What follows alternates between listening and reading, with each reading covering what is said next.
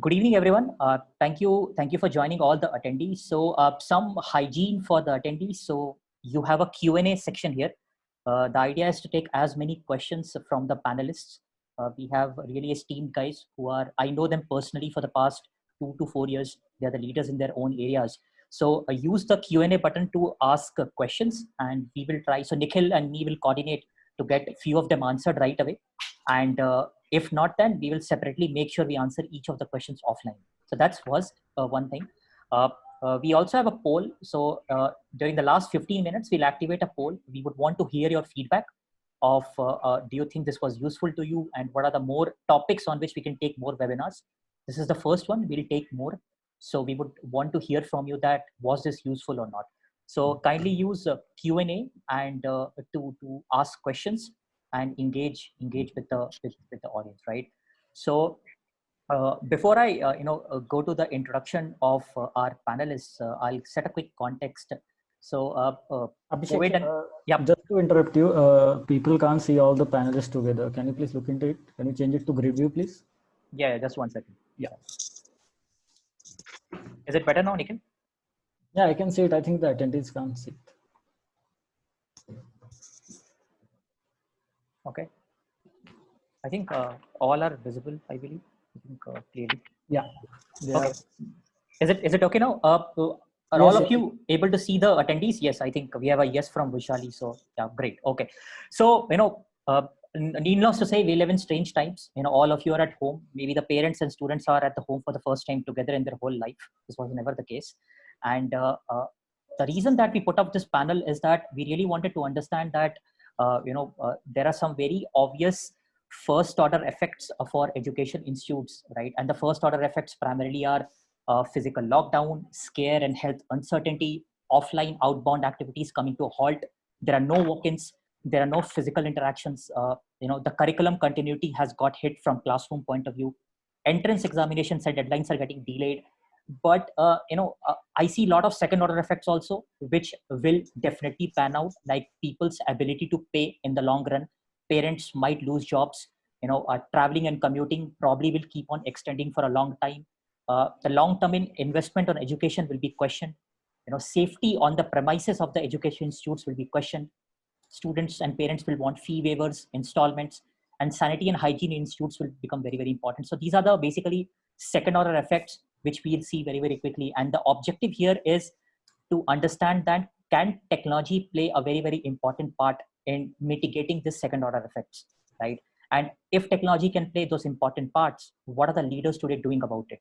And because we have a fantastic panel, I told you, I know these people for last and they're leaders in their area. So, the whole idea is that if we are in uncertain times and a lot of people who have joined in from education institutes or are associated as stakeholders there, how technology can play a role in mitigating this first order effects and second order effects, right? That's the whole idea of this, putting this panel together. And I'll quickly go to the panelists and allow them to introduce themselves very, very quickly. And then we'll kick off without further ado. So over to you, Udit. Yes. Yeah, Udit, we can hear you. Yep. Okay. Hi, my name is Udit Sawhney. I'm CEO of myPAT, which is My Performance Analysis and Tests. We are a assessment and analytics company based out of New Delhi, providing services to one of the biggest education companies in India into serious education. And we also do a lot of school programs. For example, we engage with schools and help them provide online education end to end, starting from learning to assessments to online classes and everything. Yeah. Okay. Fantastic. So over to Kalyani ma'am. Kalyani ma'am, if you could, yeah. Hi, my name is Kalyani Capadia. I'm CEO of K11 School of Fitness Sciences. We train trainers. So if you have ever been to the gym and a person who's training you, a lot of them have been trained by K11. So it's a different field of vocational education, and we've been there for since 2003. So approximately 17 years. So around 17 years, right? Okay. Fantastic. So over to Harpreet. Harpreet. Hi everyone. Actually, I was going to say that I ran a company for 10 years, but Kalyani said 17. So, I think I'm not going to say that. But guys, I am Harpreet. I co-founded a company called Mcube, and along with Vibhor, who was my college roommate, we ran it for 10 years. The name Mcube came from the first two letters of three words, connecting colleges and companies, CO cross CO cross CO, or CO cubes. We ran that for 10 years. We built online assessment tool for colleges, and we created a test called pre-assess, which about 300,000 engineers across India take to get a job. And we started working with corporates where, let's say, if you want to apply to an Accenture or a Capgemini or any of these large companies, we would become the first round of filter before you would go to interviews. So, we ended up testing about 10 million candidates while we ran the company. About 3 years ago, we sold the company to Aon Hewitt.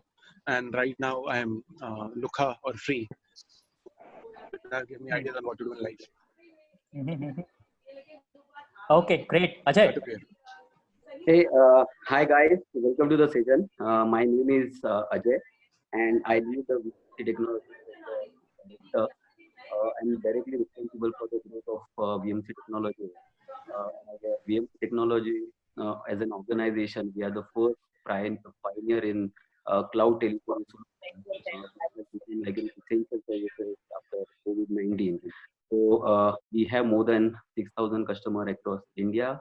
Ajay, can you say the last couple of lines again? We were not able to get you. Yeah, but slowly. Yeah. So, I said that we have more than 6,000 customers across India, and more than 100 university and education institutions are making use of Mcube telephony platform in order to manage their inbound and outbound call performances.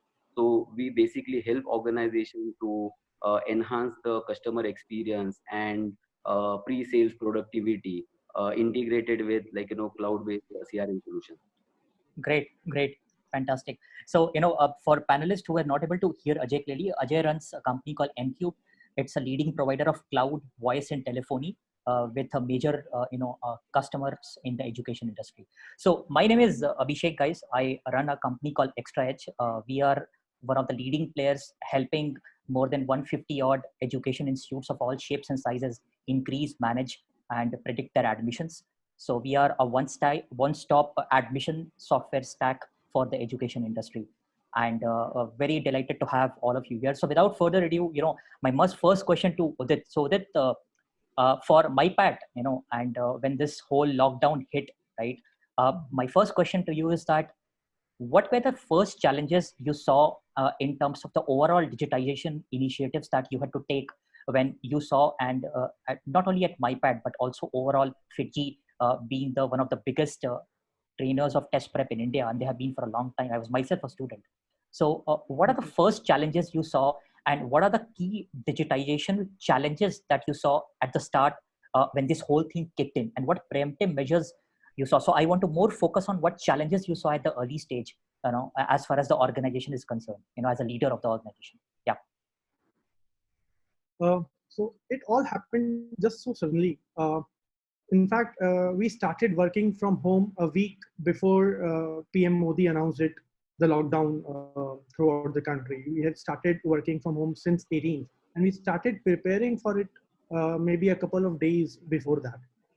The challenges were, so being an education company and supporting a company which is a leader in a brick and mortar space, we had to figure out a solution to begin with, which could help them continue their online classroom experience. Mm-hmm. So that was the first, I think, and one of the biggest challenges for all education institutions, including schools, colleges, universities, coaching, etc., that the classes cannot stop or must not stop.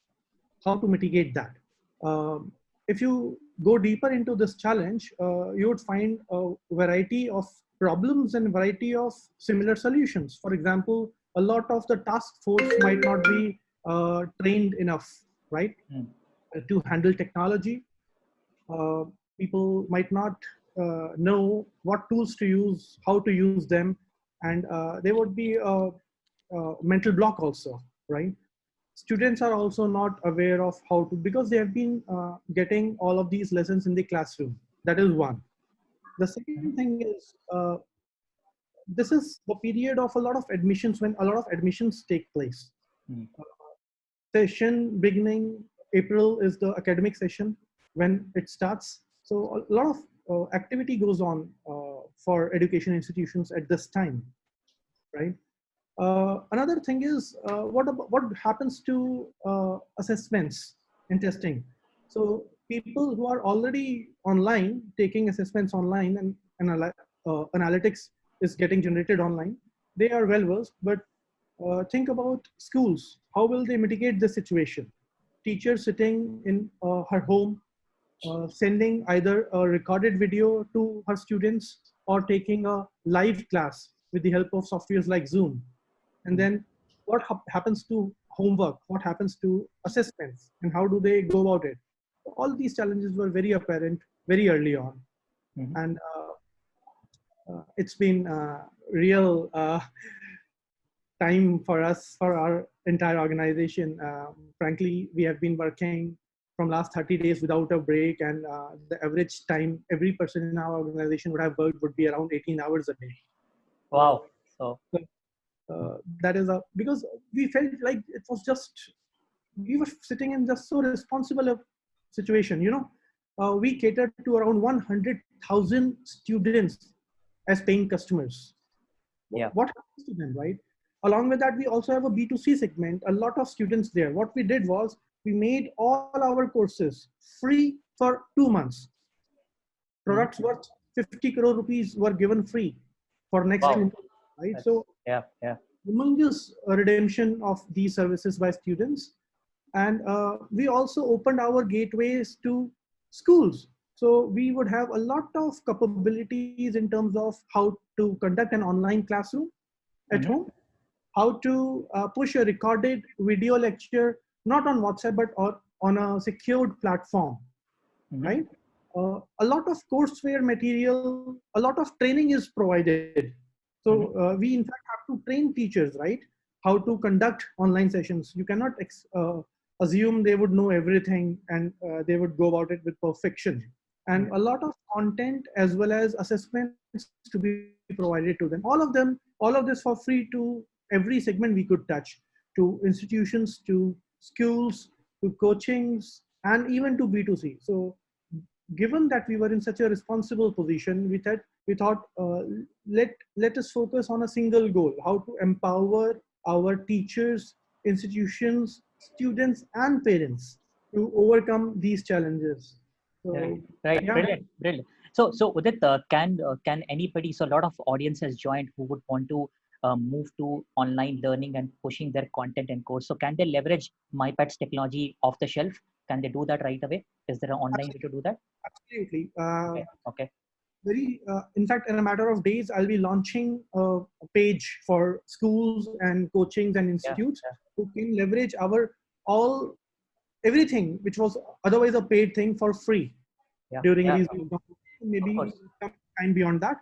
You can also write to us at schools@mypat.in and we will receive your query, or you can in fact write at udit.sawhney@edfora.com. You can type my... Sure. So Udit, what we'll do at the end of the day, Nikhil will take these email IDs and they will circulate among the audience so they reach them quickly, because one of the ideas is to help the guys who are there on the call who need help. So if somebody is helping them as you are doing, so connecting them would be right. So that's something Nikhil will take care of after this call immediately. So fantastic. So Kalyani ma'am, over to you. You run K11 Fitness Sciences, one of the very successful fitness and wellness training institutes. But the difference between other people and you, these are multi-distributed centers across India, right? Which bring their own challenge. So what challenges do you face to bringing the teams up to speed, maintaining the student delivery, learning delivery, and the business continuity? Because in your business, a physical interaction, I think, becomes fundamentally very, very important, right? And and you have been in the business for 17 to 20 years. So what initial challenges or hiccups did you see when this whole thing hit up? and how did you think as a leader about it? It will be very interesting. So, Yep. firstly, I'll tell you, since about 6 months back, or say about a year back, we started Management Mondays. So, where we, every Monday we would read some book and, read about the challenges faced in the industry and how people have handled it. And that has helped us tremendously in this period, because the team knows what challenges could be faced and how we need to get ready. So we didn't have to train the team, and we just have to lay out a plan and follow it. So with us, what happens is we are a brick and mortar school. So, the students comes to our school, learn, so we got 2 sections to our course. One is theory and one is practical.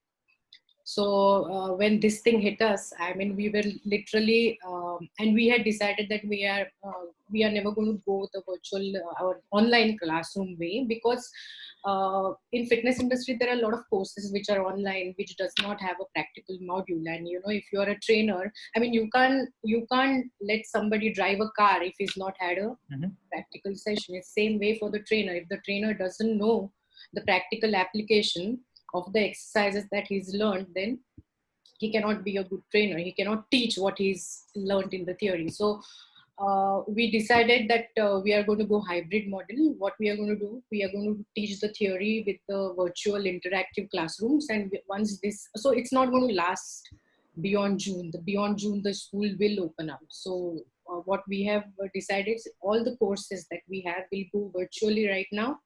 So, post their theory sessions are over, everybody will come to the school to do the practical, sessions. Now, our teachers use a lot of material to teach them, because it's anatomy. You have to show the, body structure, the skeleton and everything.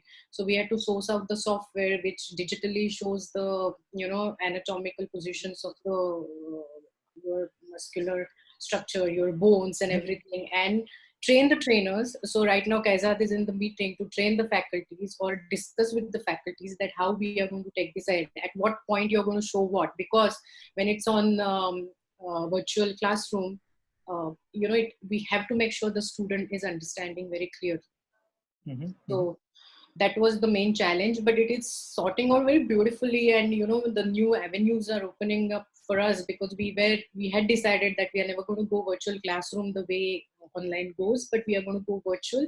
Now new avenues are open up, because see, data is very important. So when we studied the data, 50% of our students are from the cities that are not our schools are. So if our schools are in Mumbai, Pune, Kolkata, Ahmedabad and Delhi.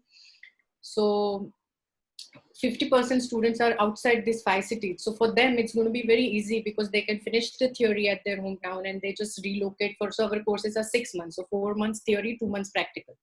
So they can just learn from home for 4 months, 2 months they can come down. Their cost of travel, cost of relocation comes down. And their education is as effective as they can.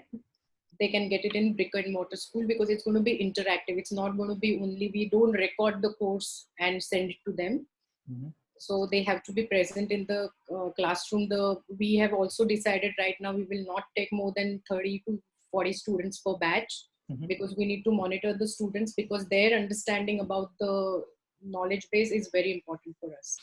Right. So that is how this COVID has, actually got better of us, and we have started moving in that. Yes, of course, the business is affected. The numbers are down, but a lot of people are paying up right now also, not as much as I would get the admissions.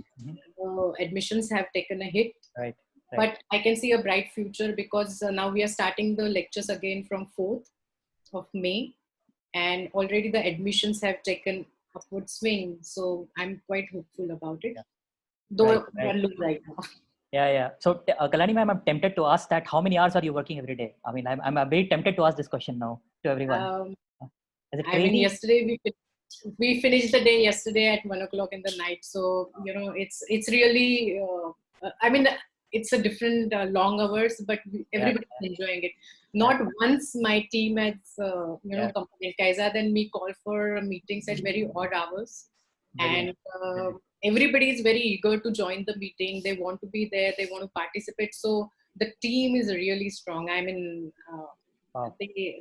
Forget about the the management team or the head of the departments, but the counselors who are the second level of employees in the company who talk to those, they are working 12 hours. I mean, and not one of them have complained saying it's too many hours we are putting in, and but it just, I'm very amazed with the way we, I mean, yes, there are one or two, but rest of them have really shown the support to the people. Absolutely. And for the people in the audience, I mean, you can see that we have leaders who are who are definitely seeing impact on their business, but they're also seeing tailwinds and different different avenues and business models which will emerge. So next to Ajay, so Ajay, you are at the technology end spectrum. You lead one of the leading cloud technology provider companies in India, right?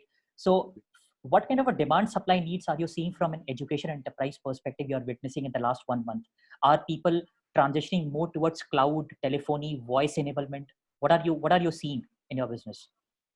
So basically, Abhishek, what has happened over the last 1 month is concern is there are two type of organization in education we cater to. One is the edtech businesses and traditional education institutions like colleges and universities, right? Mm-hmm. And the challenges faced by both the industries are different, even though they cater to the education, right? So if we talk about the edtech organization, what has really happened is as we understand the economic growth of world is going down, people are aware that they need to upgrade their knowledge, they need to hone their skills, right? And they need to they need to get in order to hone their skills, they really need to get to some kind of online education which will help them in next few months, right? So demand for this online education for our customers who are using Mcube platform has drastically gone up, right? Now what has happened, and yes, I mean, day before yesterday I was I was reading one article, and I learned that Byju's have increased their registration by 60% in last 1 month, right? And that kind of a surge in demand we are seeing as far as edtech companies are concerned. Now, since the demand registration of these courses are directly proportional to the our kind of a services, because this becomes the essential services when it comes to the running of the businesses are concerned, right? A surge in there is complete surge in demand for the outbound call is is there. So another dynamic which we are seeing, which is changing in perspective of demand, is organization are specifically edtech organization, right? They want to put in lot much of effort in terms of automation on outbound, so that every lead which is coming to their their organization, every inquiry is managed aggressively, quickly, and there has to be zero response time time from from organization side. As an organization, we built this technology in 2010 2011 in order to we had imagine that world will move towards work from home, and even though it was happening across the globe, but as far as India was concerned, it was on only it was on a paper, right? But after COVID-19 this has happened, and a lot of organizations have stressing importance of enabling this kind of a technology. So demand for our platform has drastically gone up. Coming back to traditional education institution, right? You are aware that this is the most crucial time for the admissions.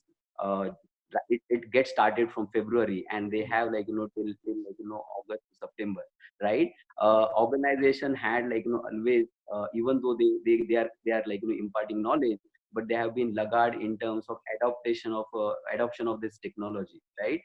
Now what happened really was this: the organization who were not really in forefront of technology, they got caught off. I mean, they got caught in this dilemma, because they had invested huge amount of money on in-house technology, and within within a few days, this technology became completely obsolete, right? Work from home became more and more pervasive, and organization really wanted to ensure that they get the technology which will help them to manage this call, help them to manage the performances of the employees. So the time this happened, we saw there is a good amount of demand from the education institution for product like ours. And of course, this is directly integrated with a solution like ExtraaEdge. I'm sure similar kind of a demand you would have seen for your application as well. Another important factor what we had seen in last 1 month was people initially, right, because of offline advertisement, offline campaigning, they were more focused on incoming calls rather than on focusing on outbound calls, right? They really were not interested in doing investment or measuring the performance of employees.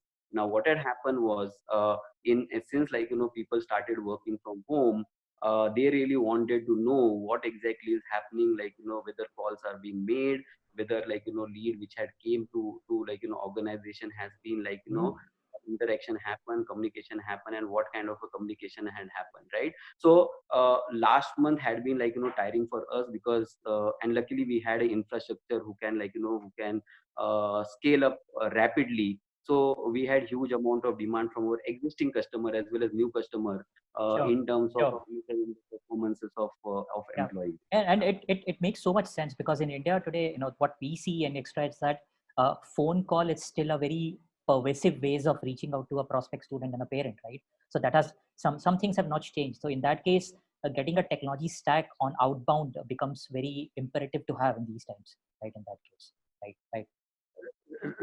Right. I mean, absolutely, because I mean, your first experience has been created over a phone, and it's very, very important. Got and it. crucial. Got it. Can I say one point related to what Mr. Harpreet said? Because what he said, one thing, and it's really true that the offline, some education institutes depend a lot on incoming calls. Mm-hmm. So, we were one of them 2 years back. I would say that we would depend a lot on offline advertisements and depend a lot on incoming calls. And then I think 3 years back, not so when Arjun joined, Arjun. So he changed the way we, advertise ourselves, brand ourselves, market ourselves, and we moved from, incoming calls to outbound calls. So, and that has helped us a lot in this time as well, because we are not, the leads are flowing in, we are not worried about the leads. So the change, what you spoke about, Ajay, I can completely relate to it, how it has benefited us right now. Yeah. So Harpreet, you are at the other spectrum. You have been a very successful entrepreneur. So, for people on the audience, Harpreet is one of the guys that all EdTech entrepreneurs look up to. Build a strong business for a long period of time, has seen a lot of turbulence in terms of economic slowdowns, finally exited his company, sold his company. And so Harpreet, a question to you, that you have a bird's eye view for 10 years working with probably more than 500 plus education brands. So which are the areas you feel anybody who's running an education institutes of any shapes and size, particularly the brick and mortar ones, will need to reinvent? So what are the operations or the pillars of the business somebody would need to reinvent according to you today? So, yeah, no, I want to take a step back, and we started the business in 2007. In 2010, we pivoted to doing online assessments, and for 4 or 5 years till I think 2015 or 14, we used to go to companies and say, we are selling online assessments. And the HR in the company will say, what is the cost? And we'll say 200 rupees per assessment. And the guy will say, lekin printout to 1 rupee mein nikal jata hai. Yeah. And, I think this was constant. And this was constant till the time companies got into a movement saying we have to digitize. Over the last 3-4 years, companies have said we want to digitize. So we realized, and this is a hard thing as an entrepreneur to realize, that you are in the wrong field. And you were in the wrong field, like we spent 10 years in the wrong field. Actually, when we sold the company is when digitization happened. Now this is one such moment that we have come across at this point in time. If you look at what has happened, is that what is happening to the education piece, right? What is holding us back? What is holding us back is people want to meet offline to study. So, लोग school या education क्यों जाते हैं? लोग दोस्तों से मिलने जाते हैं. This has been last 1 year I've been studying. मुझे लगता है कि लोग पढ़ने क्यों जाते हैं? क्योंकि दोस्त मिलते हैं वहाँ पे. you study together, you have fun. That is why you want to go to school and college. You genuinely don't like the chemistry and the physics and everything else that is going on. So that is one social behavior that is there, and that will continue no matter what, whether this normal is here to stay or not. The other thing which has held us back is the inertia of the institute or of people who have been in education for such a long time. The mindset saying ke hum online video record nahi karna chahte, mera face online aa jayega, yeah, if I make everything online, then why will somebody come to me? If everybody can see my video, then I will lose my relevance as a teacher. My tips and tricks will go out. I think, if you ask me, this is the time to let go of that attitude.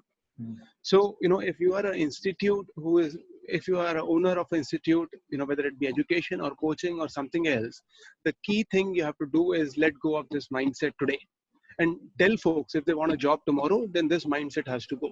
And I think that is the main thing that is required to be done in those times. If this happens, the rest of the technology adoption, I won't say is super simple, but I think, and we will talk about it as we, go on, whether it is admissions, whether it is, teaching online assessments, all of it, there are tools available where you can, get there. So, in these times, if you can offer a cheaper and a more convenient solution, and you can change the mindset of your organization, that is what will count for you as the owner of the institute and nothing else. Now, I was looking at one of the comments which came while we were chatting, and it says, how to keep team motivated for online education. And I think, maybe the panelists here are more progressive and they have seen, I think for most of the institutes, this is a real question. कि मैं उनको बोलूं कैसे record करने के लिए, वो record करेंगे कैसे? My dad runs a coaching institute in Chandigarh. They are also an ExtraaEdge customer. It's called Gyanam. They teach about 2,000 kids a year. This took them by surprise. Teachers are at home. Many of them don't have the, let's say, the tools to teach online. So I think these are the kind of challenges that folks are facing. But I'm thinking if you get in the right mindset and if you can keep your team motivated, you can get through this. Absolutely. So Harpreet, is it a great time to start an EdTech company? The best companies are started during recession. That is what I read. As an entrepreneur who ran the company through almost two recessions, 2008 and 2014, I can tell you that we made our major changes during those times. These were the times when we found product market fit. In 2008, we were just a bunch of entrepreneurs, out of college. हमें तो पता नहीं था recession होता क्या है. We didn't even know what a recession was. We just wanted to go and sell. And because companies took 1.5 years to buy, we were able to have enough customers who were satisfied by the time we came out of recession, right? And in the second recession was when online assessment really took off. Yeah. I would say that. And one more thing I want to say to, we have about 242 participants here from across the country is, and I think Ajay also spoke about these edutech companies, which are, Byju's, Toppers or everything else. I want to tell everybody that the edutech companies are also bleeding right now. So, when in the short run, everybody is losing money. An offline institute is losing money because people aren't coming and taking admissions and paying. Government exams aren't happening, so nobody wants to learn and nobody can go. Even the edutech apps, while their subscriptions are rising by 60%, and in the long term, they might win. In the short run, most of the people who were able to sell offline were selling offline because they had a sales team. Like I'm talking the big ticket items. Yeah, you can sell, online 500 rupees, 1,000 rupees, micro courses, all of that is possible. But all of them were using a sales team. And at this point in time, the sales team are unable to sell. Right. So the subscriptions are increasing, but the revenue has gone down. So everybody in the EdTech space also is losing money. I just wanted to, because, for the offline coaching center, sometimes it feels कि यार सब EdTech वाले कमा रहे हैं, हम तो हमारा तो लग गए, which is not true. Right. I think we have a fantastic start to this panel. So I think we will quickly segue to the next part on is technology going to play a role and how? So Kalyani ma'am, a question to you here is that you and Kaizad sir have been running this industry for the last, business for the last 17 years in different capacities. You used to run your gym, your fitness training centers, and now your fitness institute, right? So, and I have seen you guys being so technologically pervasive and savvy. So what kind of technology tools you are seeing impacting your different aspects of your business? And that's my first question. Second, are you seeing friction in adoption of those technology within the internal team members at K11, along with the students, right? As Harpreet rightly said that there's always a friction, right? So where all in your businesses are you seeing technological interventions? Because it will also benefit the audience who run some kind of education institutes. And B, are you seeing friction? And as a leader, what are you doing about it? So first thing about the technological interventions, you know that we use ExtraaEdge, we use Mcube, and all centers are properly audio visually covered, so that so we are quite we adapt technology quite faster in our space. I'll just give you a brief about K11, because in 2003 when we actually started as a gym management company, and we used to train trainers only to supply our gyms, okay? And that time as well, when we started gym, there was no software, so we started developing a software for gym management, and it's been used in about, I think, 300 to 400 gyms now. Devki started another company with that. So, and in 2008 or 10, we decided we don't want to continue with the gyms and we are going to go education way. And from then we have adapted all the possible technological ways that we want to make sure K11 is ahead of everything. So we use from CRMs, from softwares to teach anatomy and everything. But and I'll tell you, so that has helped us in these situations, because we had installed the cameras. We can zoom in the whiteboards, we can show. So that technological requirements are there, which we can use to conduct the virtual classrooms. What we faced is earlier the resistance from the faculties, because they are used to seeing 40 people sitting in front of them, and then so when you see when you talk about fitness for 3 hours to an actual classroom, then it's fun. It's they enjoy that. But now you're going to be alone, and then the class is going to be on the computer, and the adaptation took a while. So we closed down the schools on 15th. We decided that we are going to go virtual way on say 21st or 23rd actually, because whatever Mr. Modi announced. So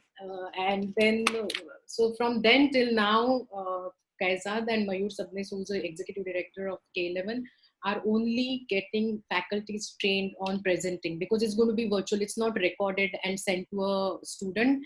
It's a virtual way where the student can interact with you, can stop you, can ask 100 questions. It's going to be as good as live. But so that is what they're doing. And now the faculties are coming to terms with handling the lectures from the other end. And so what we did is, one faculty would lecture, other faculties would become the mocks. We did mocks, a lot of mocks with the faculties. And there are two scenarios with the students here: existing students and the new students. So the new students are completely fine going virtual. So we didn't find any resistance from the new students. Some students were very happy because they didn't have to travel to the cities. They can attend the lectures from home. But the existing students, so what we did is, so from 21st of March, we must have conducted about 5 sessions of Kaizad with the prospects and students. We call it as a principal address. One was done on this Sunday, one will be done on the next Sunday. And we get the students and the prospects together or separate in the virtual classroom, and we build their confidence, so we make them realize how the teaching is going to be, how comfortable they will be, how they can raise hand, ask questions, they can stop the student anytime. So they come to K11 because we are a brick and mortar school. They are going to be sitting in the classroom talking to the teacher in. So that's the whole thing we are working on since last 1 month. One more addition is we use PPTs to show diagrams and everything. But the PPTs that we use in the lecture would be different, and the PPTs which would needed to be used in a virtual classroom would be different, because the way they teach would be different. They may not have access to whiteboard, so the virtual whiteboard would have to be used. So the faculties also. So we divided the faculties in two sections. One would work on the PPTs, get the matter ready. Second, who would get trained on in lecturing and be ready to deliver the lecture. Absolutely. So, yeah. So that is what. And then, so, we have two courses called Certified Sports Nutrition and Certified Personal Trainer for Certified Personal Trainer for Special Population. Now, these two courses does not have any practicals. They are end-to-end theory. So we have started these batches where the end-to-end course would be on virtual classroom. Now, then there was a question of exam, because how to conduct the exam. So thankfully, last year we started examination app for to conduct the digitized examination, and now it's easy to just convert them online. They can, there are ways that that we can conduct the examination where the webcam would be watching the student, and then he can appear for the exam, and then we make sure that he's not cheating. So Kalyani ma'am, quick question, quick follow-up. So what are the tools are you using? Because there are a lot of questions to conduct online and online classes. What are you using to conduct online classes? So right now we are using Zoom. Okay. To conduct the online classes, and then my IT head has made a lot of restrictions where the students can't chat with each other. Then they can't, there are a lot of things that he's done to make sure that there is no hindrance to the lecture. And the lecturer will have all the controls with him. We are also finding out if we can have the API integration with our app and can through that. And so all that is going on behind. Absolutely. No, super helpful, ma'am. So Udit, a quick question to you, right? So for somebody like Fiji and being myPAT being more digital in that way, moving a brick and mortar setup towards online in terms of assessment, in terms of online classroom, in terms of online delivery, making sure that the teachers are equipped to train and things like that. So what is myPAT doing to enable that across the universe of Fiji as a group as well as in myPAT? So super useful to hear your comments on that. I think we lost him, I think. We can hear him. Udit, are you there?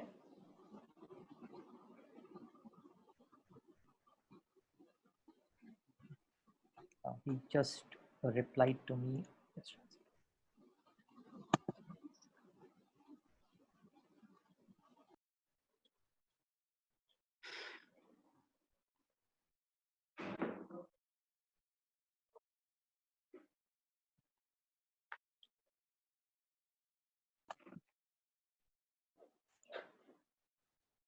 Okay, as long he's just joining back in a while. So I think I'll quickly come to Ajay, right? So Ajay, finally we spoke about this. So you mentioned about voice telephony and things like that, right? So and as I mentioned that calling is still the primary means to reach out to students. So are you seeing you said there's a trend. So are you seeing institutes directly reaching out to you, because the field sales model is more moving towards inside sales model, right? There is an outbound capability to it. You cannot go and conduct a physical intervention in a school and a college with a student, right? So are institutes expressing the desire to have automation, or they are realizing it, or as they are laggards, they are seeing it, or is there an inbound interest and expression of intent and need from the education institutes as far as automation is concerned? So I guess that's very interesting question, Abhishek. And on that note, I would like to share two stories what had happened recently, and this something happened today morning. I'm sure you would have heard about SRM University in Tamil Nadu, right? One of the prominent university in Tamil Nadu. 9 o'clock in the morning, we got inbound call. So one of my colleagues got a call from SRM University, and I got into discussion with the director of SRM University. So what had happened was they were using in-house technology for last 6 to 7 years, and suddenly with work from home because of the lockdown, right? This in-house technology became completely redundant and absolute. 1 month they took in order to set this cloud telephony and they failed miserably. And I mean, someone recommended to talk to us in order to see if we can bring the solution. So we had discussion at 9 o'clock.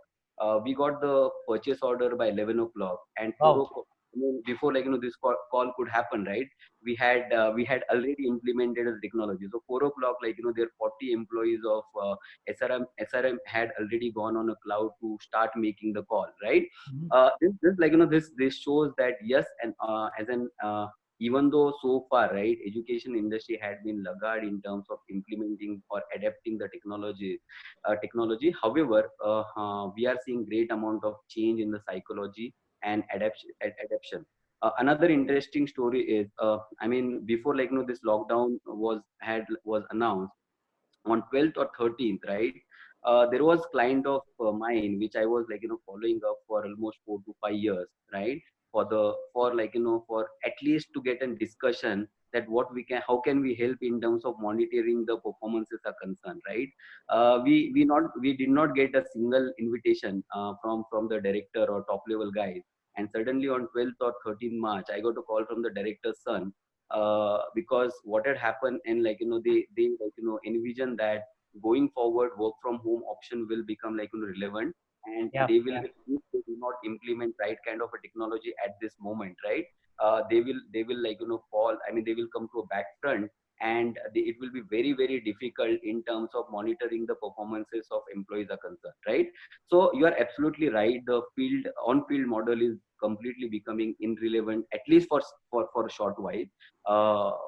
That model will be there in terms of penetration. However, at least for 3 to 4 months, this will become a little bit irrelevant. However, if organization organization are looking at implementing cloud-based technologies, which are very much crucial at this point of a time, right? Because it's the admission season and they want to enroll the student. So right from the technology which are helping them in terms of lead capturing, monitoring, and nurturing those lead, because at the end of the day, for organization, business is going to happen when they will register those students, right? Absolutely. Now you require, so this this cloud telephony solutions or CRM solution like yours, right? These platforms are pretty much essential and crucial to ensure that people are working from anywhere, anytime, but at the end of the day, they are getting end result, right? No, I think your smile on your face clearly says that your business is not going downwards. I think that's the big smile on your face says that there's a tailwind that you're seeing in your business. So I think Udit is back. So Udit, you can hear us, right? Udit, can you hear us? Yes. So Udit, my question to you was that, glad to have you back. So was that myPAT being a new age Edtech company, but Fiji being a brick and mortar company. So what now I talk about the actions, right? So if you could share with the audience for the general welfare and understanding that, what things did you do in order to build those technological backbones to reduce the exposure and to protect the organization from this a black swan event that we are seeing? So you said that you were very busy, your team was working 18 hours. We want to understand what were you doing, right? If you could share a few things, right? So okay, to enable Fiji to continue online classes, what we did was we integrated Zoom platform.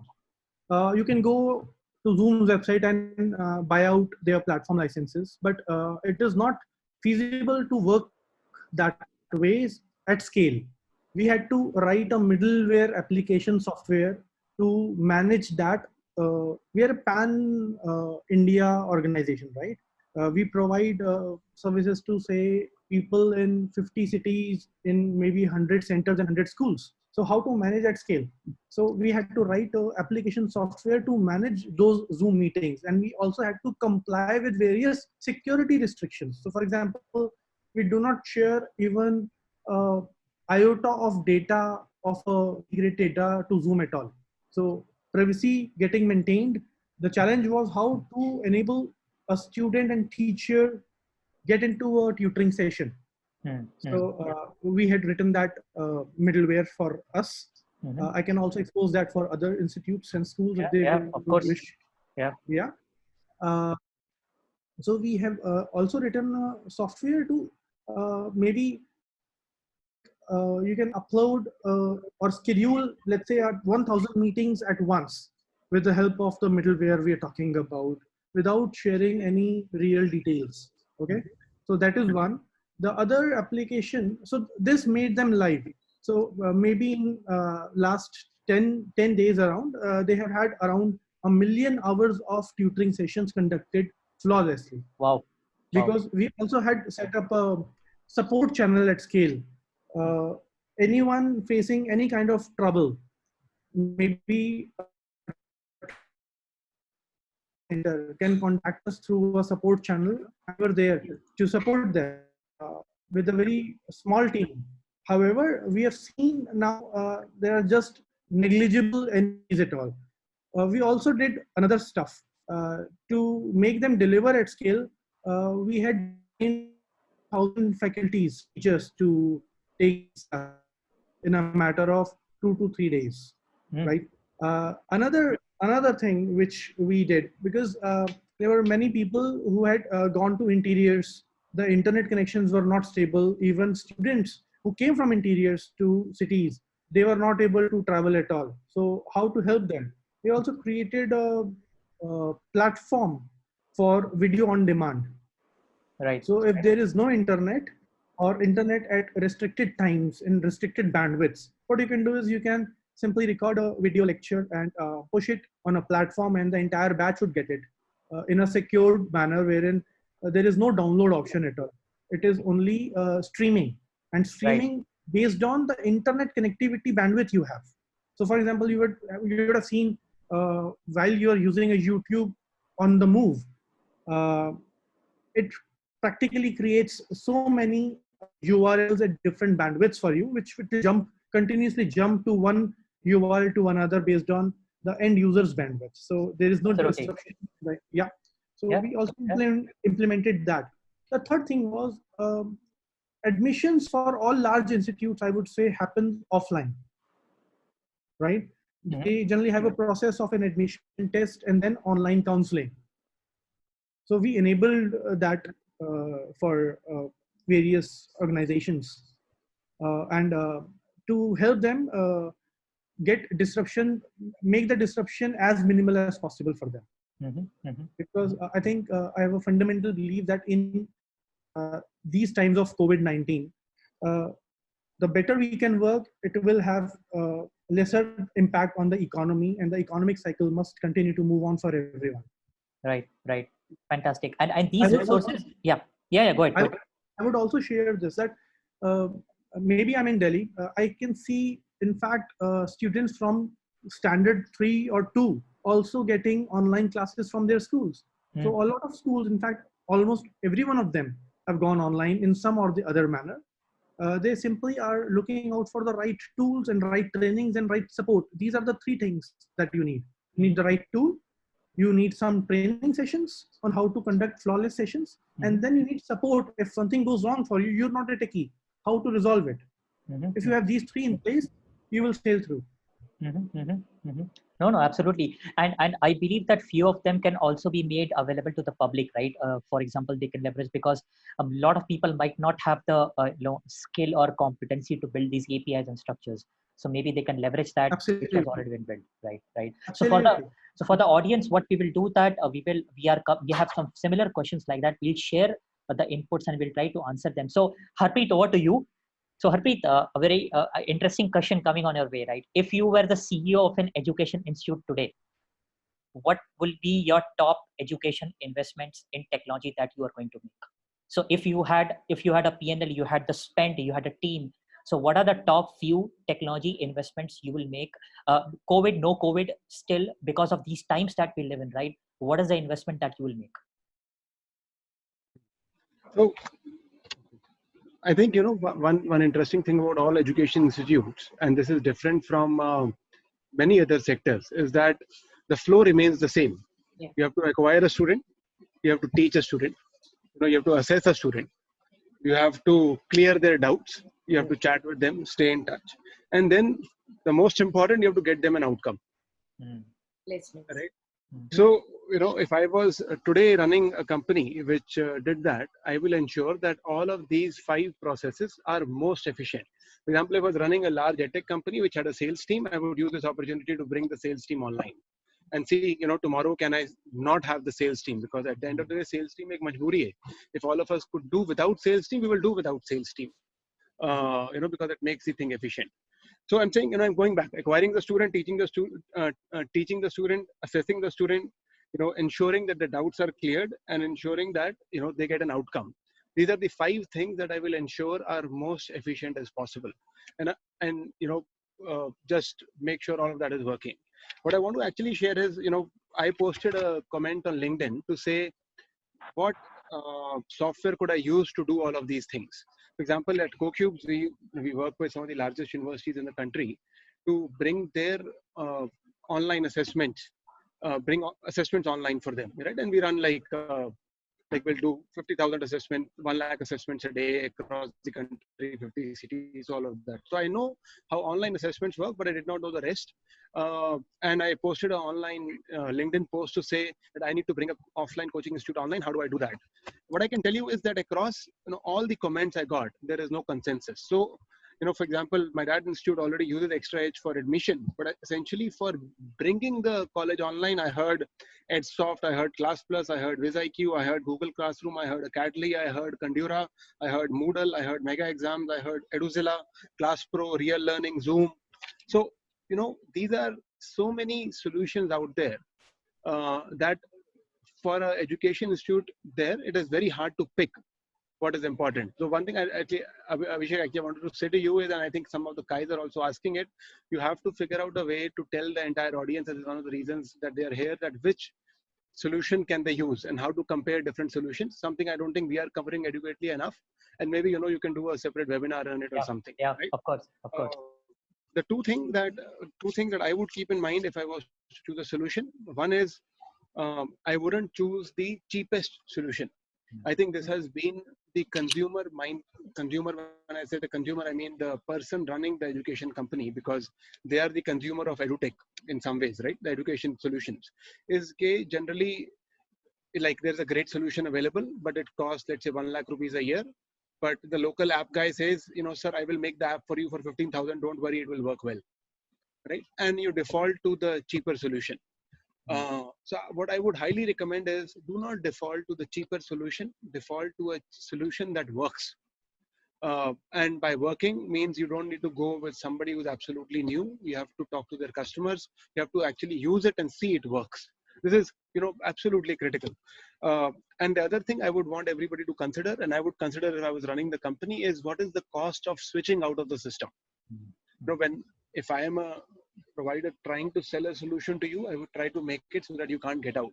But if I am the person who's buying, I would want to know what is my cost of switching out.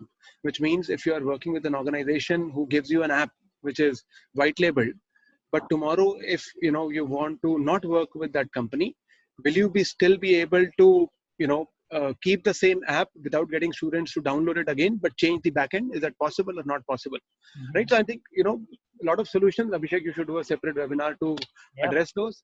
But I would say 2 things: don't choose the cheapest solution and consider the cost of switching if you need to do it later. Yeah, absolutely. And I'm very sure that I once, very much agree with that point of his about the low cost thing, because I've seen some of the institutes doing that and getting stuck. Right. No, I'm sure, Harpreet, that once you come to a conclusion, a new LinkedIn post will emerge that finally you have solved it. And I can probably see that you might even start a company which will unite everything and probably bring a new solution in the market. Sometimes I think, is it good or bad that I have nobody to, apart from in general saying how is everybody doing, I have no company to take care of, no PNL that is going up or down. Yeah. So I think out of all of us, I can tell you guys that Harpreet has been in the business for around 10 to 12 years, and I have been very closely speaking to him. But I think now he's enjoying his time and probably contemplating on issues that plague the whole education industry. So quickly moving to I think for everybody on the attendee, please use Q&A option to ask your questions. We are getting questions. I can assure you that Nikhil will be asking some of the questions, and if not, we will make sure that we get all these questions answered after the call too. So keep on asking the questions, keep it coming. So moving on to the last bit, Udit, over to you. And that's the last part of our session, that future is going to happen more quickly now. What it was going to happen. So people will move towards being an edtech company or having an edtech. So for the test prep and anybody who's running a competitive test prep or edutech test prep institute, right? After COVID, maybe in 2020, in the early 2021, how will the complete stack look like, and will education technology be a competitive advantage? So somebody talked about Baiju and all these companies, right? So for somebody who's in the far areas of Chandigarh, Ranchi, Bhopal, Indore, Goa, if they're running their own education institute out of Chennai, is having a technology backbone to run, as Harpreet said, acquiring, teaching, assessing, and placing, will that become a competitive advantage? Yes, no, thoughts on the future? 100%. I would give you a few insights. In times like these, challenging times, the biggest thing happens. Behavior change has happened in last few weeks. A lot of these institutes who would otherwise not adopt to technology or would not be willing to pay for technology, they have suddenly converted in a big way. I tell you, if any one of you works for a school domain, it takes generally 6 to 8 months to acquire a school to be your customer. It requires around 8 to 10 visits to make and meet their decision maker and convince them that your solution is right. I tell you what, I have more than maybe 20, 30 applications on my desk now, starting April, who are willing to get onboarded right away. Wow. Yeah. Right. And without a single visit to them. These are schools. These are schools, and these are very, very big names. Okay. Brilliant. The behavioral change has already happened. Now, even after COVID, when the situation improves and the lockdown is taken away, I tell you what they would taste. A lot of teachers, the fraternity, the faculties, the decision makers, the principals, and the owners, what they would have, even the students and parents, what they would have tasted in these times, right? It will be hard for someone to let go all of it. And they would definitely be sticky to some of it in the longer run. This is one. Second is, I see a trend evolving. I do not see likes of Baiju's as the clear winner in these times. If that was the case, then only recorded sessions would be working at this time. However, I clearly see online live classes being taken up by everyone. Even the schools are tutoring. The teachers who would have never used any online platform are tutoring. The coaching institutes are tutoring. We all are working from home, probably more efficiently today. Yeah.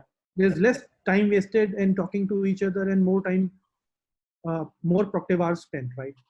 So all of these behavioral changes have happened. And so one of the things I hear you telling, that pre-recorded class versus a class that is happening live, where the interaction still feels physical, whereas the delivery is online, takes more precedence over a pre-recorded. There is clearly that distinction now.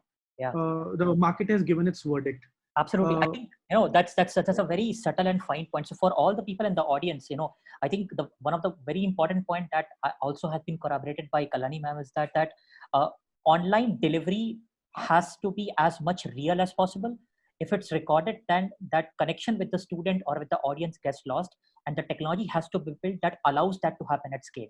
So that becomes very, very critical. So Kalyani ma'am, over to you. So I have so many people in my attendee list who run their own skilling small shops, big shops across India. Few of our customers right away, ExtraaEdge customers here I can see.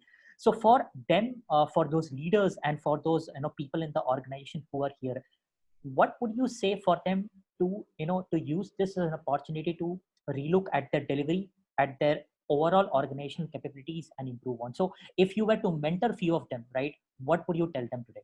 So I wouldn't mentor them. I mean, I can tell you what we did. I already mentioned what we did. We looked into what we can do best in these times. And so we trained the team. We made sure that they are comfortable delivering the lectures virtually in the interactive classroom. So they need to know how to take a pause, when to stop waiting for because that's what happens in the actual classroom, right? So firstly, they need to look at the skills that they are training. The skill is very important, because if you have, so I'll tell you, I'm a bike rider. Okay.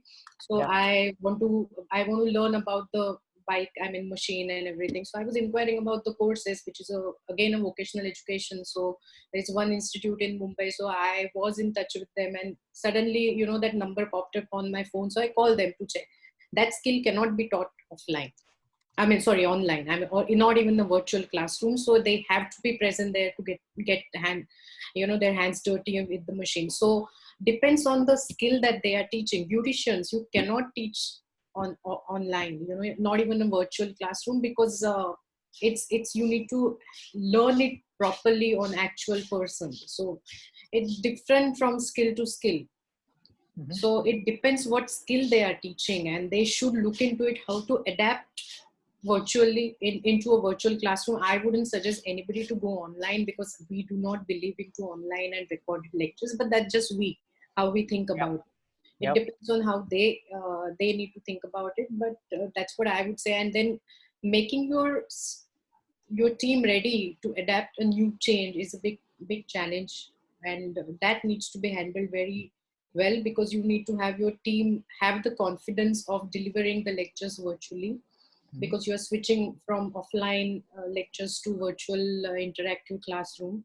That becomes a bigger challenge for them. So they need to spend more time in getting their faculties comfortable on the lecturing and using the material that they would normally use to teach a student. Yeah, absolutely. And for all the people in the audience, right, we have 3 CEOs here, 2 current and 1 former, right? So one of the things which is very coming across very clearly, which always gets, lost in the noise, is that training your internal team to align is often, I think, underestimated. Can I disturb you one thing? Yeah, yes. Sorry. Yes. Please. One thing, it's about the faculties, but the second thing is your counselors or your sales team, so to speak. These are very difficult, sensitive time. They need to understand how to talk to a prospect, how to inform them about the interactive classroom, or how to ask them about the payment also, because not everybody has free cash now. So how do you ask them to pay? How do you ask them to enroll? What information you give them? How much pushy you become? So right now we monitor the calls through Mcube and ExtraaEdge. We use ExtraaEdge for calling the prospects. So when we monitor their calls, we audit the calls on daily basis, and make sure that our counselors are not getting pushy with the prospect. And that's how the prospects are getting more and more comfortable in opening up, telling us what their financial limitations are. So we have come up with the payment options, and right now the NBFC which used to work with us also have they have their directives that they can't work with they can't fund students anymore. So we had to come up with our own payment terms for the students to get them to enroll. So training the counselor also becomes a very, very important thing. They can't talk whatever they want, and they will just push away your So monitoring the calls and training the counselor also becomes, so that is also, so one team works on that completely to monitor the calls. Right. So that's what the other institute should look into. Absolutely. And I think the word that is for that, you should not be tone deaf, right? You should be very sensitive to what people are facing while you're conducting your affairs with financial. So I think that's one of the really great points that's come, that training the internal people inside the organization is as critical as catering to your customers, be it a student or be it a parent. That's equally important. So moving on to Harpreet. So Harpreet, these are my last closing comments. So how will the way education industry is set up, architected, looked, will change? And I'll tell you where I'm coming from. So will people be ready to pay? So education is seen as an asset class in India, in the middle class, right? People save to pay money for their kids and like that. So will these things keep on happening? How that will impact how they pay fees, for the edtech companies, people will be asking for more of discounts or more of deferred payments. So there are a lot of second order effects which will come in. And also for the education institutes, is that particular campus safe to go and study? Is it sanitized enough? Should we maintain social distance there when we go? So as a computer science engineer myself, when I think about second order effects a lot, right? Based on your bird's eye view of 10 to 15 years in the industry, what is going in your mind in terms of क्या ये industry बदलेगी और अगर बदलेगी तो क्या चीजें तेजी से बदलेगी इसमें? So that will be really useful for some of the people in the audience to understand how to think about this change. So what does your mind say? Yeah, so I don't know. Right? I think nobody knows. If you actually, there was an interview by Charlie Munger and Warren Buffett. Yeah. And they said that our phones are not going off the hook. Everybody is frozen. I am not. The world looks in these times to see where is Warren Buffett investing money, right? And Warren Buffett is saying, I don't know where the world will go, so I am sitting on my money and I won't do anything. I'm saying he has that luxury. We don't have that luxury. So let me try and answer this question. Yeah. Okay. So some of the companies I've invested in, for example, let's say there's a company which is a restaurant. They are also thinking of the same question. Should we reduce our tables to half so that people can eat with social distancing? The cabs business is thinking that sharing of cabs will not happen. But will people take cabs or will people go back to buying more cars? A trend that was declining, will that increase? So I think these kind of questions are in the minds of almost every business out there. That what will be the new normal? For example, yesterday I was reading a news that from Kota, now buses have been arranged for kids to go home. Now, will those kids come back? What percentage will come back? I don't think any of us knows. So I think I have two things that I keep in mind. Actually, one main thing which I keep in mind when I'm trying to answer it, which I'm sure of, which is that the idea of safety will increase across everything. For somebody taking a cab, it is the idea of koi pehle baitha tha ki nahi. For idea of ordering food, it is whether the guy is wearing gloves or not, the person sitting next to me, how far is he sitting. For the idea of online education, the idea of safety is, in my view, is higher education will grow. For example, we had seen a trend which was going, do you really need to spend time in taking 3-4 years and spending money and take degrees? But if you look at all statistics, the jobs which are still getting paid are people who are qualified. People who had a degree still have a job. People who are doing gig work or etc.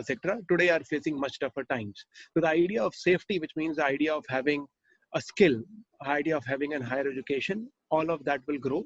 So, education in that sense will move in that direction. So, for example, the idea of having a government job will grow. Because अगर government में हो तो आपको कुछ ना कुछ salary तो मिल रही है, आपकी नौकरी safe है, government will not throw you out. So, if you could look at your institute, what it is doing, and think that the idea of safety will grow and how will you be a part of it, I think that will be a good angle to look at. The other thing which I try to do is what will the consumer think? In this case, if somebody is running an education institute, I think the question you have to ask yourself is, what questions will parents and kids ask me going forward? If I was running an institute right now, I will call 100 students, I will talk to their parents and I will ask them, aapke liye mere paas kya sawal hai? What are your questions for me today? Right? And I think I will, using those questions, I will take my business forward. And that I think is the critical part. Right. So, in the words of Charlie Munger, the mental model is that you need to be prepared of what kind of questions and preempt those questions which a parent might ask with safety as a function, right? And then you need to have some very concrete operational answer to those questions, right? That's what I hear from you. Yeah. Correct. So Ajay, last question, moving on to you before we move to Q&A, right? Then I understood that outbound and telephony are a very important aspect, but I also feel that having a 24/7 channel and a communication line becomes very open. So taking into account what Harpreet said, I have a question to a university about their examinations, about my semester examinations. How do I ask them?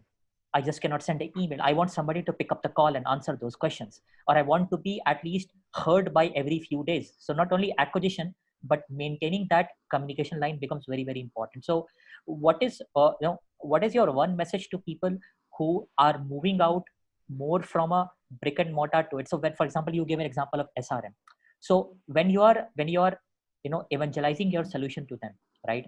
Are there some other use cases apart from acquisition and marketing that are also coming along? Are these also constant communication or continuity, or reducing the information asymmetry about entrance, about tests, about schedules, about my examinations, my grades? Are these also are use cases getting panned out as far as communication is concerned? Right. I guess I mean, see, if we look at from education perspective, right, apart from admission, there are a lot of things which happens for education institution, right? And as far as communication is concerned, it has to be about 360 degree. It should cover 360 degree and every touch point of the student's life, right, and not only the admissions, right? So now organization, what I mean, the message to the fraternity would be like any technology that helps organization to to basically get the admission, get the student onboarding, ensuring your internal team is basically well trained in terms of getting them onboarded, and then ensuring that every aspect of that student's life cycle is maintained through the telephony would become very very crucial. Along with that, right, see, I mean, one of the important factor which we forgot during the discussion was how we are going to keep our internal customer, basically employees, motivated, right? We didn't had we didn't had this kind of a situation wherein people were working from home, right? Physical presence was something which was mandatory for people to perform, and we being a social animal, we always love to being around for the safety reason, right? And that was a comfort, right?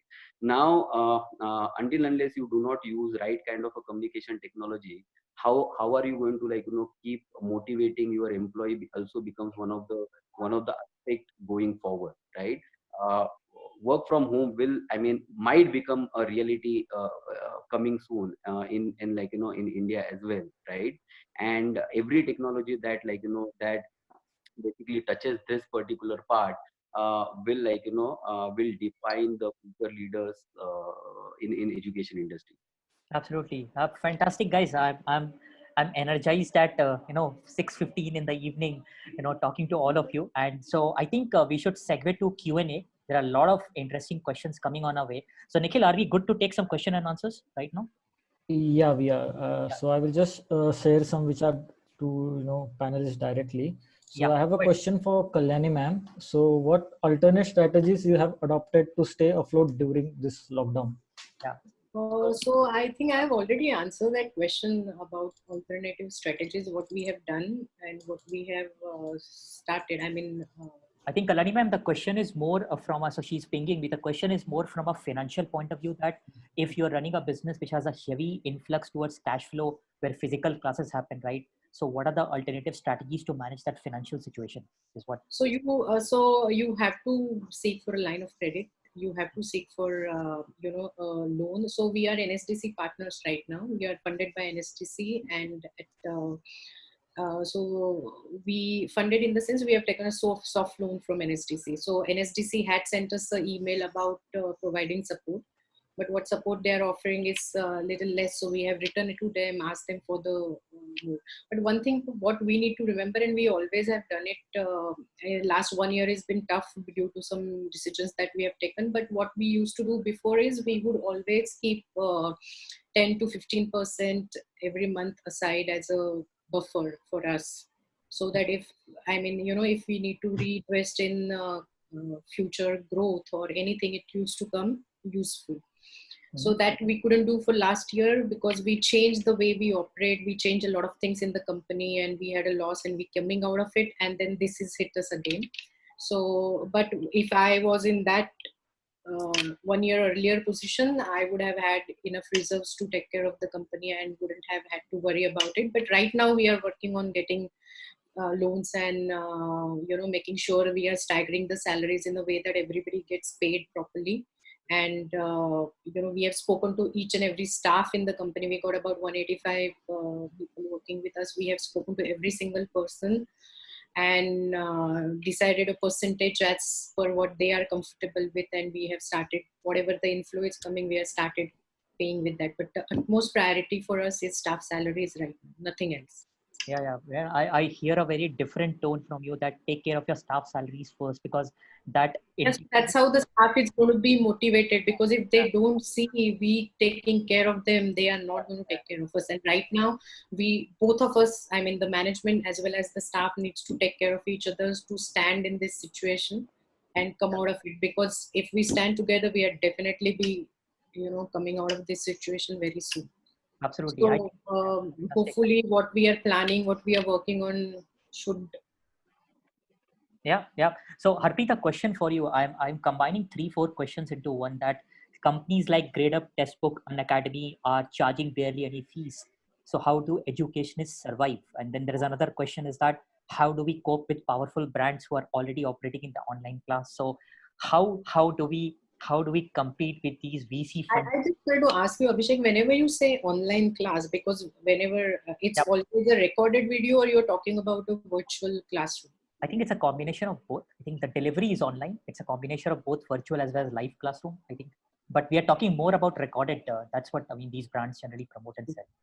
That's what, I mean, Udit also told me a couple of days before. So Harpreet, how do somebody competes with these who are offering it for free, loaded with VC money, and the cost of acquisition is high, and every order they are losing money? How does somebody compete with them in the edtech world, the new edtech world?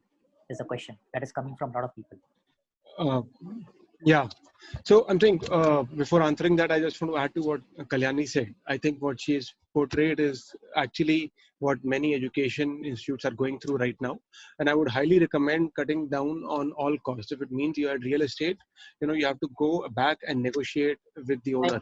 You have to cut down on each and every cost that you have, and stagger salaries in such a way where, you account that 6 months you might not have enough inflow, or maybe no inflow at all. That is important, and being upfront with folks is important. So Kalyani, actually, thank you for that, because that is the real struggle that most people face. But just go back and cut down cost. Abhishek, to your question, I think that the two things. One, I think in the future what will happen is that a lot of offline institutes which have been there for a long time, they have not made the investments required to upgrade, both in technology and actually even in offline infra. And I think the offline institute, there is a place for offline institutes in this world. Today is not a great time, but there is a place for offline institutes in this world at every level: higher education, coaching, government jobs, JEE, everywhere. And I think, but what will be required is that only the best ones will survive. The best means both in terms of quality of teaching, both in terms of infrastructure, and actually who are able to give results. I think that is important to keep in mind, that going forward, even though you might or might not have cash, you will need to invest more to ensure you provide what online can't provide. What you can provide is a great experience for somebody walking in. You can provide them, unke maa baap ko tum comfort de sakte ho. They will get the comfort ki, hi, my kid is going somewhere where they will take care of the candidate. That is something an online company will never be able to do, mostly. True, right? very true. I mean, I can completely relate to it. Yeah. The second thing I would say is that I think GradeUp or all of the online institutes, because they are venture capital funded, they can subsidize a lot of courses, which hurts offline institutes. Because if you think, if I'm selling a course online for 700 rupees or 800 rupees, how will I ever make money? So I think there are two parts to it. One, it is possible, if you really adopt the tools, you can also sell a lot. If you adopt the tools and you differentiate, and your differentiation actually is mostly in your regional relevance, which means कि आप नाबा के सबसे बड़े coaching institute हो सकते हो, or you can be the best coaching institute which is known in Haryana. And if you are the coaching institute which has been running there for 10 years and people trust you and your name is there, it was still possible that if you go online, you will win against, all the other edtech companies. So the advice there is not to compete with them nationally, but compete regionally, leveraging the brand and the offline presence you have. Because people like to pay for places where if it doesn't work, they can walk in and talk to you. Yeah. Right. So So these are two things I would say, that you will have to invest, you will have to become better, and second, you will need to be regionally focused in what you're doing. Right, right. So I think we are coming to an end. I'll take a couple of more questions. So all the attendees, we have made the poll live. If you could quickly take a small poll, that would be really, really useful. You can click on the bottom and take a small poll, right? So, so the poll is already live. People are answering. So that's great. So, moving on to Udit, one of the questions that is coming and that we also wanted to ask is that the offline model where people want to come to an institute, meet that guy, talk to them, will it somehow dwindle because people will be more comfortable, not because of lack of it, video counseling? So probably, Fiji, Delhi Center or a myPAT or Delhi in Green Park will video counsel a guy in Patna and do the fulfillment on video itself, rather than that guy taking a train and coming to Delhi and then coming to Fiji Center. You're talking about admissions? You're talking about admissions? Yeah, I'm talking about the first step. Yes, the admission. Yeah. Yeah. For now, definitely that would be true. Yes. But Okay. like just to, sorry to cut you, Udit, I'm extremely sorry. But we've been doing video counselings with the students who cannot come. Somebody who's in Nashik and who wants to enroll in Mumbai. It's very difficult for them to travel 4 hours, come to Mumbai, take a session, go back. So we've been using video counselings for last 1.5 years to talk to the students about the information that is required to be given to them, and it's working beautifully. So suppose I'm counseling a student and he has a question, the advantage is the parents are with him, because if the student comes alone and he doesn't get the parents and the decision makers are parents, then then I have to speak to parents separately. But this video counseling enables me to speak to parent very easily over there. Very interesting. Very interesting. Right. Another question, which and then finally, for Harpreet, maybe Ajay, you can also pitch in that how this is going to impact employability and what would the industry require for. So, will a Coursera or an online K11 course be as good as going to a classroom and taking the course? So the people who employ you at the end of the day, right, are they going to recognize these online courses much more than they used to do before? Do you see that happening at the employability side of it? What are the impacts you see there? Very quickly. So if you look at it, it's always been moving in that direction, and it is important for people to understand that it is not because employers change when it is convenient for them to change. They don't change because let's adopt online. I'm saying companies started to digitize when they had cost pressures. They didn't start to digitize because Harpreet Singh was trying to sell them an online assessment solution, right? Similarly, in this case, for example, for one of the large IT companies, what has worked since 2000 is locking in colleges and saying, I will hire 2,000 from this college, 500 from this college, 300 from this college. It has worked for them because it works for the model that they are building. Right? That we will have a lot of people, we'll train them together, we will send them to US, Europe, other parts of the country. Now, and this works because the client was paying them on a per candidate basis. That every person that is billable, so I pay them 30,000 rupees salary, but I bill 2 lakh rupees to the client. This is why it worked, and hence they wanted to continue to hire. Now, because the clients abroad are saying that we want to pay for outcome rather than the number of people you're putting on the project, is why all of this is changing.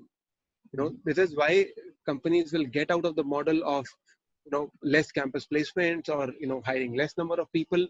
The COVID will help all of it, but all of this will happen because it suits employers more. So this trend where employers can get talent for lesser money, cheaper, easier, on demand. For example, one of the things for employers is कि यार खाली जून में बच्चे निकलते हैं. Every year 10 lakh people graduate, or actually in our country 10 million people graduate out of colleges at the same time. It's not a great thing for employers. If things move online and they can have 1 million students graduating every month, it is great for employers. They would love to have that. Right. So yeah, it is going in that direction. How fast or something, I don't know, but I think it suits employers today. Absolutely. So in addition to what Harpreet has said, right? I guess in my opinion, basically there are 2 different market segments which are getting created.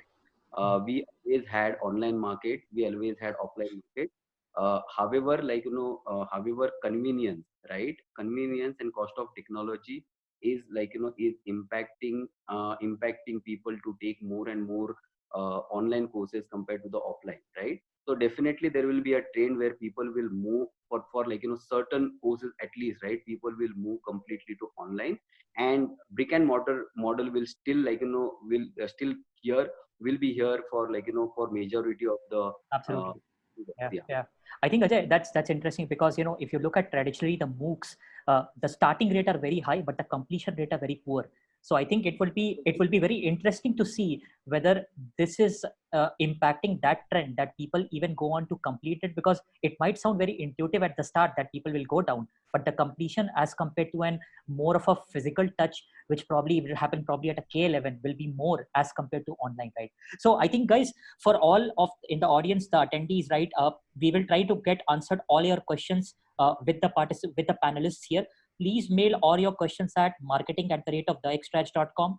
We will make sure that we get your questions answered, and any further questions we are going to get the answer from the panelist. We already have got ideas for what the next session will look like, so kindly take the poll. So final, before we wrap it, one line from each one of you. Will the future happen quickly because of this? Is something which was going to happen probably in 2023 will probably happen in 2020? Harpreet. I think everybody is going to say yes. So Okay. Okay. And so I think if the answer is yes, right? So we need to be better prepared about it, because I think most people are not. At least in education, that's what we see. So thank you, I think, very much, all of you. For me, it was pleasure talking to all of you. I've been talking to you one-on-one, but it was pleasure talking to all of you. And this was my first time as a host, so I think I did a decent job at it, I would say. So, and yeah, thank you, Abhishek, for organizing this. Yeah. And guys, for attendees, take the poll. We'll make sure your questions are answered, and we know how to route these questions. So trust on that.